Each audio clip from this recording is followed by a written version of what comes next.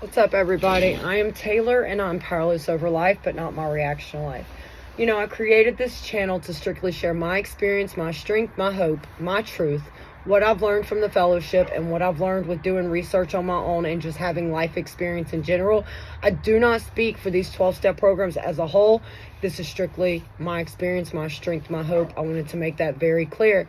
This video is going to talk about what to look for in a sponsor and why having a sponsor in 12-step programs are extremely crucial and vital to the success of one's recovery. When I talk about recovery, I'm not just talking about for alcoholics and addicts. I'm also talking about for anybody with emotional problems. I've been in 12-step programs for about 2 years now, and I started off in Alcoholics Anonymous. And then around my 4th and 5th step, I found Adult Children's of Alcoholics and Dysfunctions. And then like 6 months after that, I found Emotions Anonymous. And, I have a recovery schedule, and I stick to it no matter what, no matter how I feel physically, emotionally, mentally, whatever. I stick to my recovery schedule, and that's what I have to do for me to make my recovery work. Now, I'm going to share some things I've learned the past decade of being in and out these programs and going through probably about 15 sponsors, maybe more. I'm just rounding off. I would come in these programs and I would hear people say in meetings, get a sponsor, get a sponsor, get a sponsor. And so I would just ask anybody to be my sponsor. And I would just pick the first person that said yes, because that's what these people are telling me, get a sponsor. Nobody ever sat me down and told me what qualities to look for in a sponsor. It's just something I kind of picked up along the way and with having a lot of negative experiences with sponsors. So something that's helped me the past 2 years since I've been in these programs consistently is getting to know somebody first before just agreeing to be sponsee and sponsor. I had to pick somebody that had what I wanted and could show me how they got there. Somebody who focuses on recovery, who focuses on the literature, and who focuses on thoroughly bringing me through the 12 steps. Usually with the sponsor, what I've done and what other people do, they meet once a week for an hour and they talk a couple times a week throughout the week. All sponsors are different. All sponsors set different boundaries. All sponsors are different, just like all people are different. But all I can do is share my experience, strength, and hope. Find a sponsor, ask them questions about their past. Ask them questions about their past, anything they've been through. What I like to do when I started sponsoring is I did a questionnaire for potential sponsees, and on that questionnaire, it asks things like, how long have you been in addiction? Why are you back in 12-step programs? Have you completed the steps before? Have you been diagnosed with any mental health disorder? Are you currently on medications? Do you have any children? Have you ever been in trouble with the law? Things like that. What are your spiritual or your religious beliefs and background? These things are very important to know, I feel, before getting involved with somebody, because I've been involved with a lot of people that if I would have just found out some background information and asked a couple questions, it would have prevented a lot of heartbreak. So something that's helped me also is observing people. When I got back in these 12-step programs, I sat back, kept my mouth shut. I shared my experience. I didn't really have any strength and hope yet, so I shared a lot of my experience, which was, for me, sharing a lot about my past, because that's all I had was my past. I hadn't been long in 12-step programs, and so I was just doing the best I can, and that's with everybody. And so it's important to find a sponsor that has what you want and can help you get there.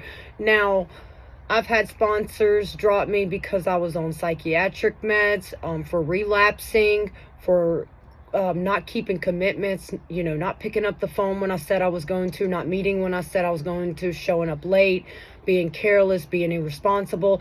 These are legitimate reasons why a sponsor can drop somebody, and what I do now and what I've been doing since I've been sponsoring is that I observe them first. And if they ask me to be their sponsor, I tell them, this is something I really got to think about. Before I had the questionnaire, I would ask them questions about themselves and stuff like that and get to know them.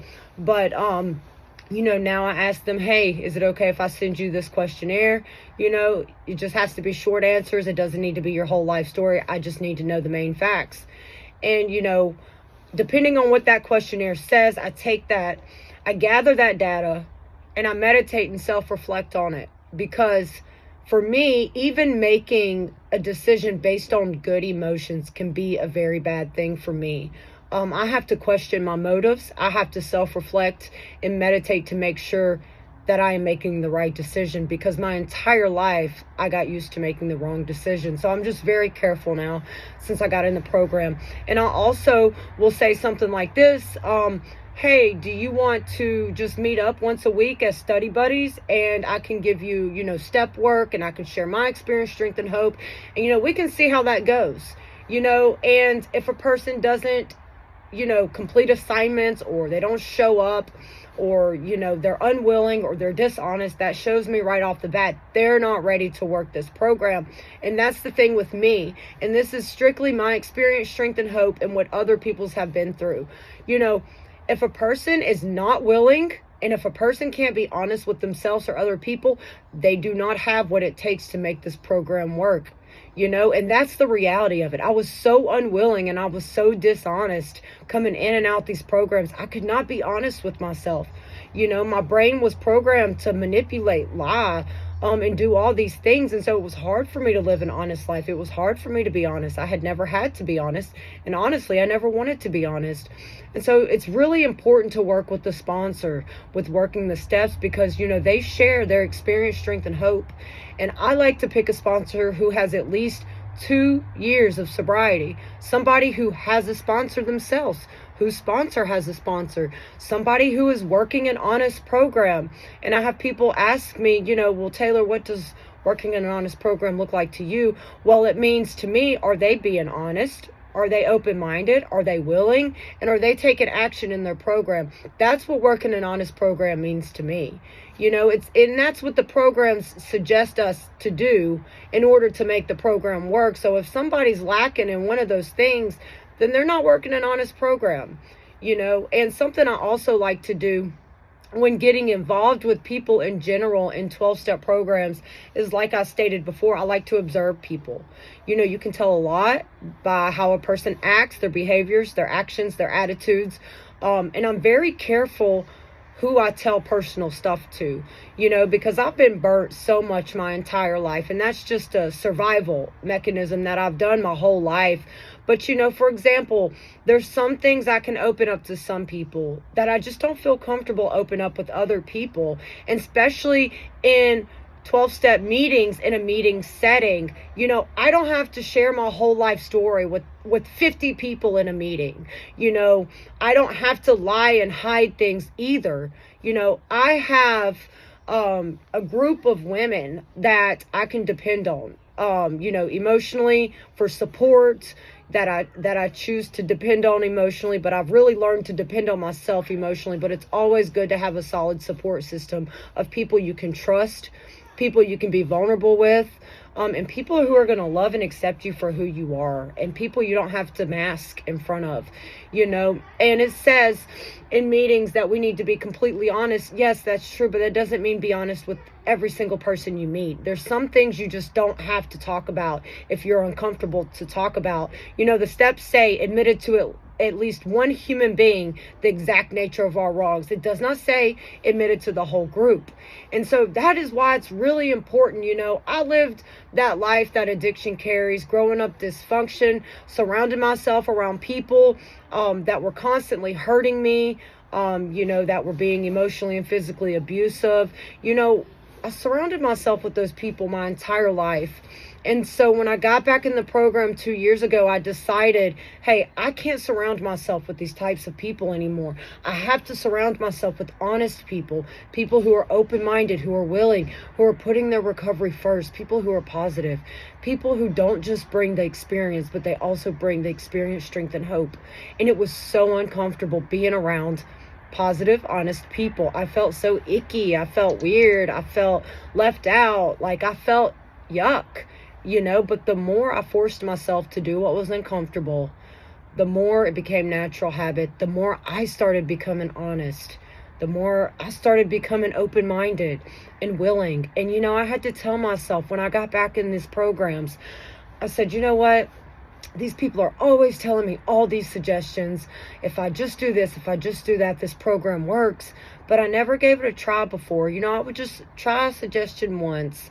And, I would give up because I would be like, well, this ain't working. Well, the thing about suggestions, and this has been true for many others and also very true for myself, is I could not just try a suggestion once and come to a conclusion that it didn't work. Of course it's not going to work because my brain is not used to it. All this program is developing new habits. And so I can sum up this program in a couple words, which is developing new habits, meetings, habits, picking up the phone, for emotional support and sober support, habits. All these things are habits, meditating, prayer, inventory on a daily basis.